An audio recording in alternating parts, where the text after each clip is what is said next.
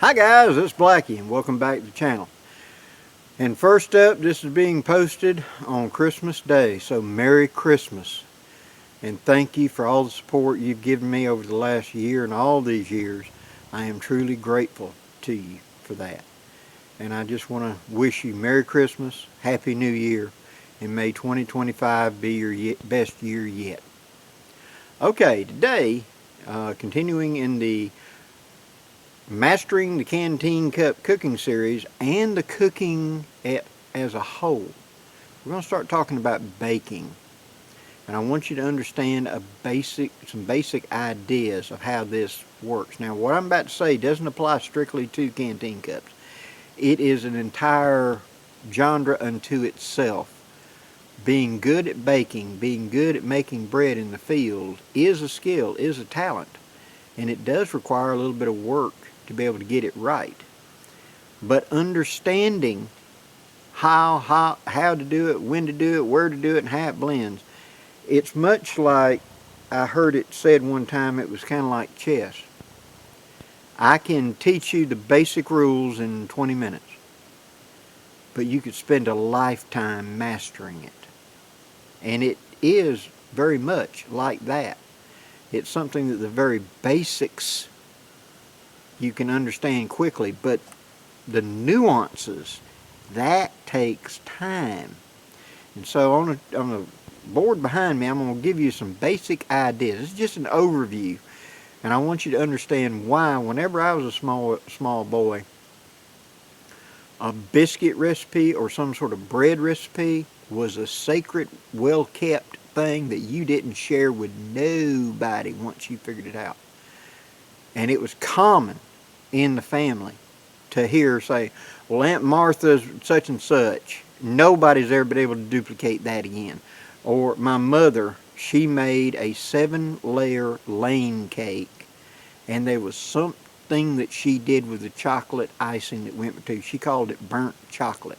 Nobody has ever been able to figure out what she did. And I miss that cake. I really do. But Mama would never give me that recipe because it was sacred. You work on it, you come up with it. Now, let's do a brief overview of biscuits and bread right quick. Okay? Now for a quick handy pointer, I'll be using the Gray Man. The most basic, plain flour plus a little bit of salt plus enough water to bind. You bake that, you make bannock. Bannock is an unleavened bread. It means it doesn't rise up. It's kind of dense. If you make it wetter, more watery, like a pancake batter, and you pour it thin in the bottom of a pan, a skillet, you can make kind of like a tortilla. You can also, while it's still warm, put meat something in and roll it up like a burrito. Okay? If you take it and make it just a little bit drier and give it a little bit thicker, you can make a biscuit out of it. But that's what bannock is. It's just an unleavened bread. Now, when I was a kid, such breads were called sopping breads because they were quite often served with a meal to be nibbled on while you're eating, but you always left a hunk left so that when you got to the end of the meal, you used it to clean the plate. This is from back in the poor days, guys, where it made a difference and you needed every calorie. And so if that plate wasn't, you heard the term clean your plate, it didn't just mean eat everything on your plate. It meant you took that piece of bread and you cleaned that plate and then ate it to get every molecule that was on there. That was sopping bread when I was a kid, which is bannock. Okay? All the other breads of this genre are going to be a dry mix plus some sort of fat plus some sort of liquid. Now under flour you have plain flour, you have self-rising flour, you have cake flour, and then there are other flours like wheat flour, acorn flour, and I'm sure there's 50 jillion types I don't know of right off the top of my head. But it's some sort of dry flour to begin with. The fat This is used to lubricate it and keep everything together and bind it together. And so Crisco, lard, butter, fats. Fats can be bacon fat and other types of tallow and animal fat. Mayonnaise counts as a fat. The first biscuits I ever learned was with that. I'll talk about that in a second. And then none. Why none? It's because something over here does the same job. Under liquids we have water, milk, soda. Yes, you can take soft drinks and mix and make a type of bread out of it. Sprite, 7-Up and stuff can be used to make a type of bread. Not necessarily a biscuit, but it could be. And I've had biscuits made with 7-Up before, so could it be done? Yeah. Almond milk. I've never tried almond milk, but I have people with dietary things that they use almond milk. Okay. But notice that fat. Remember I said none here? Fat. Buttermilk, heavy whipping cream, half and half, and there are a few others, have that fat content already in it. That's one of the reasons back in the day buttermilk was so common to find in the refrigerator or the icebox. It's because it was for baking breads and stuff. It was a quick way to just dash it in, so there's only 2 ingredients. Bread and that. Add some salt, add a little sugar, whatever. And you played with it. Now, risers, something to make that bread fluff up.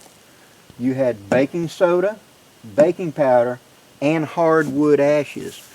Back in the day, before baking soda and baking powder, they would actually sift hardwood ash out of a stove box or a fireplace to make an ash that they would put in and use it to make it fluff up and leaven the bread. And yes, I've had hardwood ash biscuits before. They're okay.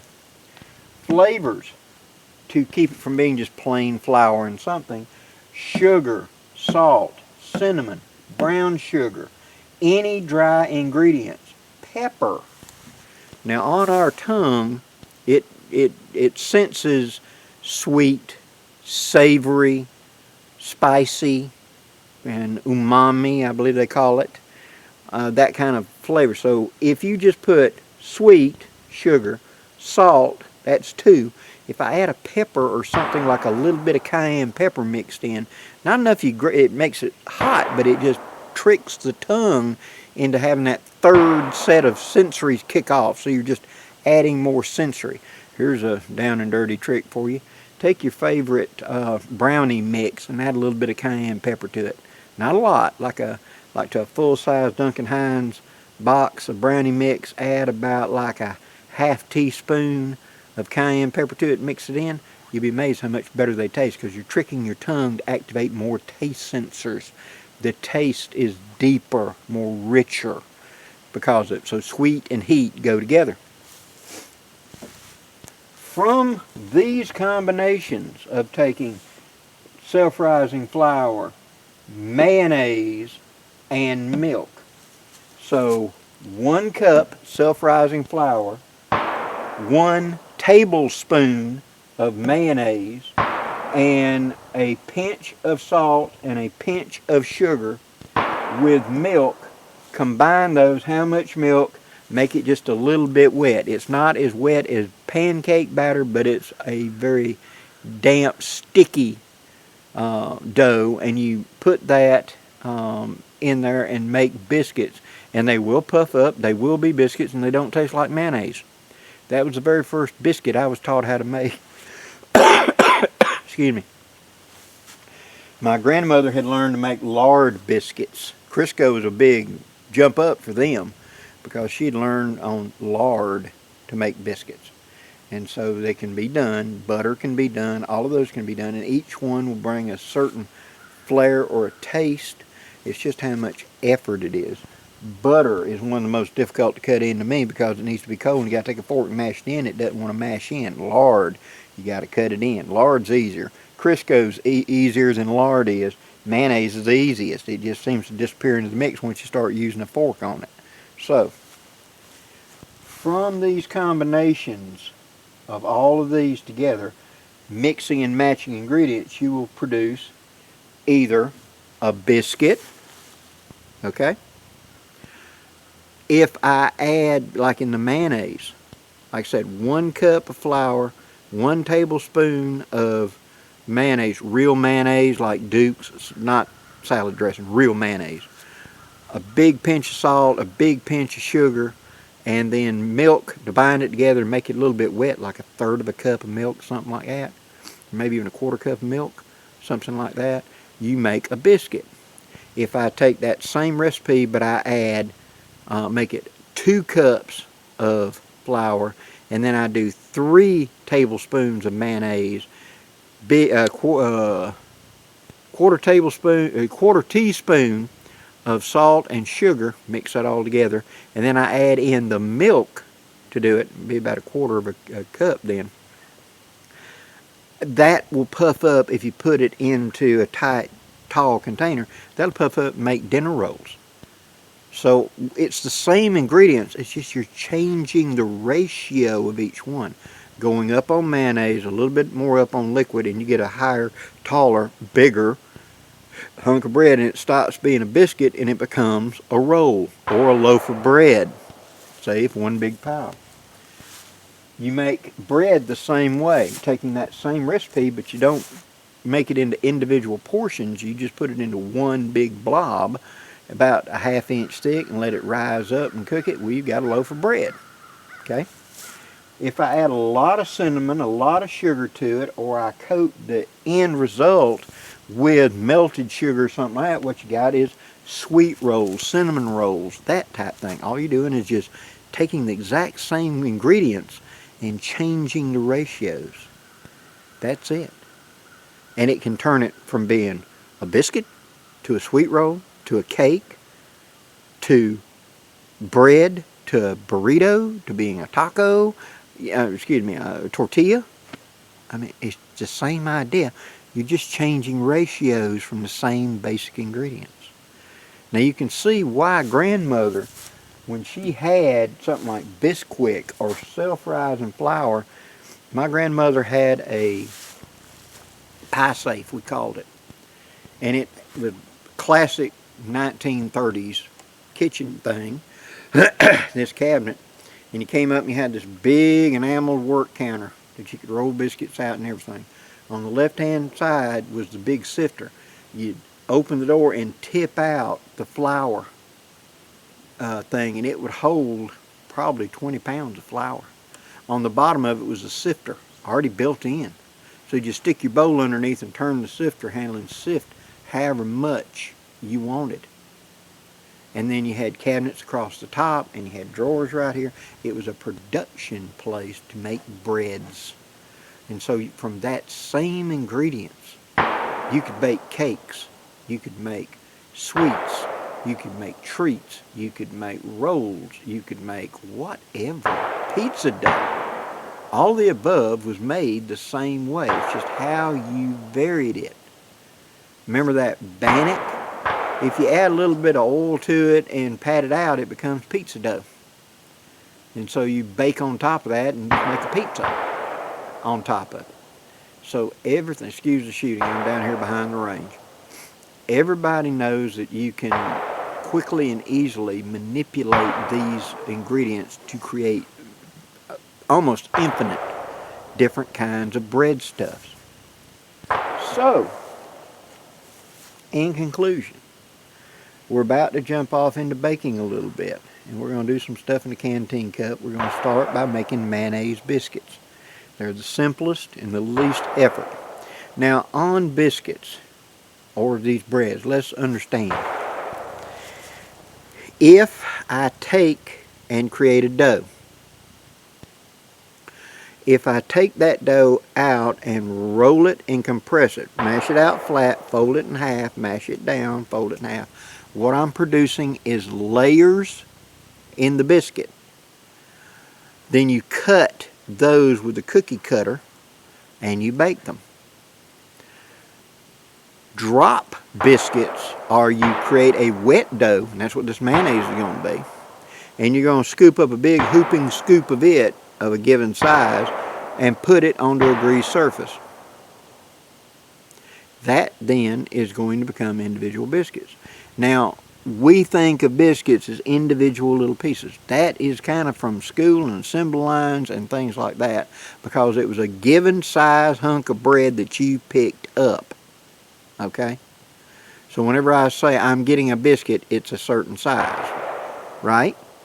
There is no need for that if it's just you and me and we're eating. Unless I'm doing a production line to feed multiple people, there's no reason to make individual biscuits. I should just make a biscuit loaf and then cut it in half and give you half and I take half. If it's going to be an accompaniment to soup or something, don't make individual biscuits. Mix up your dough, put it in the pan, mash it down so it's a 1/2 inch thick into the thing, and bake it. Boom. When it comes out, cut it into 4 pieces or whatever, and you get 2, I get 2. Slice in half, put a piece of sausage in it, you got a biscuit. Real simple. There's no need to make the individuals unless the end result is individuals are being fed and they had to get a given equal amount. See what I'm saying? I will quite often, whenever I'm going to make a drop biscuit, something like the mayonnaise biscuit, and make it into big enough, I'll take my Dutch and just put the whole dough wad in there and mash it out to the right thickness, let it rise a minute, and then I will bake it and make that. Then when I take it out, it's that big, that thick, okay, I make 4 cuts, and we're going to demonstrate this later on when we get to Dutch ovens. 1, 2, 3, 4, and then connect the dots in the center, and you got all 5 biscuits right there.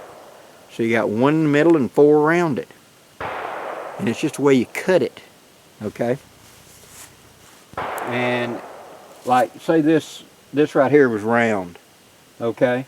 I pull it out. I do 1, 2, 3, 4, and then I go 1, 2, 3, 4. Connect those dots. That's the center biscuit, and each one of those corners is a biscuit. So I just cut it with a knife. 1, 2, 3, 4. Done. And I don't have to sit there and make individual biscuits with a spoon or etc. or roll them out and cut them. Why do you want to roll out and cut a biscuit? Well, you get individual layers. That's great when you're in a production line and you need to be able to pick up and grab that biscuit and it come in half right then. You ain't got to cut it with a knife. It just comes in half because those nice flaky layers. You're going to stick your piece of ham or sausage in it or whatever and use it like a hamburger bun. So what is the purpose of this bread when we get done making it? Is it for sopping as an accompaniment to the meal and then to help clean the plate? Well, then it can be bannock or it can be a mayonnaise biscuit for that matter. It can just be a drop biscuit or a cut biscuit. Or is it I'm feeding multiple people and they're coming down a production line and they're going to pick up a biscuit and they're going to slap meat on it and eggs on it and everything and then put it together like a hamburger bun. Then you want to roll out and make a layered biscuit. That's my philosophy for it. I hope this gives you a little bit of an insight into what's coming up. We're about, like I said, to go in and do some baking. We're going to make muffins and a couple of sweet treats, and we're going to make some simple breads out there, like a little loaf of bread, as well as a roll, and we're going to make a biscuit in the canteen cup. That will be coming up very shortly. Then, when we make the transition later on over to Dutch ovens and even some part skillets, we'll revisit this and show you how to make bread in those as well. How to make a bannock or a loaf of bread in the field, and the Dutch oven, how to make rolls or make anything you can make at home, you can make in a Dutch oven. But that's coming down the line. Hopefully I'll get it all done in 2025. Hope you've enjoyed this content, guys. If you have, please hit that like, share, and subscribe button. I'd really appreciate it. And until next time, guys, I'm Blackie wishing you safe journeys. Have a great day, guys.